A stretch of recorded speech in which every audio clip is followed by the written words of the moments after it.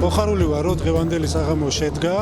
დღევანდელი ღონისძიება იყო მიძღვნილი ჩვენი სპორტსმენებისთვის. მიხარია, რომ ჩვენ ვაგრძელებთ იმ ტრადიციას და ვაფართოვებთ უფრო მეტი და უფრო მეტი სპორტსმენი და ჩვენი ახალგაზრდა არის ჩართული აი ამ პროცესში და ჩვენ დღეს გვქონდა შესაძლებლობა, რომ დაგვიფასებინა მაგათი მიღწევები, რომელიც ემსახურება, რა თქმა უნდა, საქართველოს და აფხაზეთს და მე იმედს გამოთქვამ, რომ ეს ტრადიცია გაგრძელდება.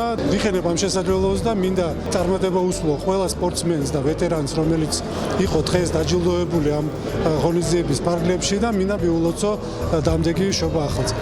მოგიხსენებათ, სპორტს მნიშვნელოვანი როლი უჭირავს მშვიდობის მშენებლობაში და წიგნში სპორტული ქრონიკები ძალიან კარგად არის ასახული ის ურთიერთობები, თუ როგორი ურთიერთობები აკავშირებდა აფხაზ და ქართულ სპორტსმენებს და როგორ იბრძოდნენ ისინი ერთად ერთ მოედანზე საქართველოსთვის. ღონისძიება, რომელიც თან ერთვოდა დღევანდელ დღეს იყო სპორტსმენების დაჯილდოება და ესეც ძალიან მნიშვნელოვანია, რადგანაც ჩვენ უნდა აღმოვაჩინოთ, უნდა წარმოვაჩინოთ ასეთი ახალგაზრდები, რადგანაც სწორედ ესენი აგრძელებენ დღეს ამ წიგნის შემდეგი ტომეულის წერას და მინდა მადლობა და წარმატებები ვუსურვო მათ.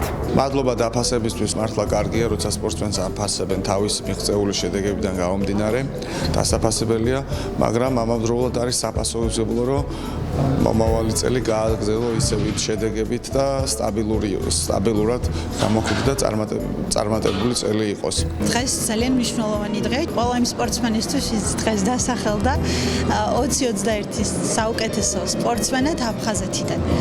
ჩემთვის პირველ რიგში კავშირია ჩემს აფხაზეთთან ყოველი ესეთი ღონისძიება, ყველა ჩვენი წარმატება ემსახურება ორ ხალხს შორის ურთიერთობების დათბობას და მე დიდი იმედი მაქვს და მჯერა, რომ ადრე თუ გვიან ისევ დავბრუნდებით ჩვენი საყვარელ მხარეში, აფხაზეთში. დიდი მადლობა მინდა ყველას მოუხადო დღევანდელი დღისთვის. ეს სპორტსმენებისთვის ძალიან დიდი სტიმულია იმისთვის, რომ გავაგრძელოთ ისევ შემართებით ვარჯიში და წარმატებების მიღწევა. მე ვპირდები ჩემს ქვეყანას, რომ გავაკეთებ მის მაქსიმუმს, რაც შემიძლია.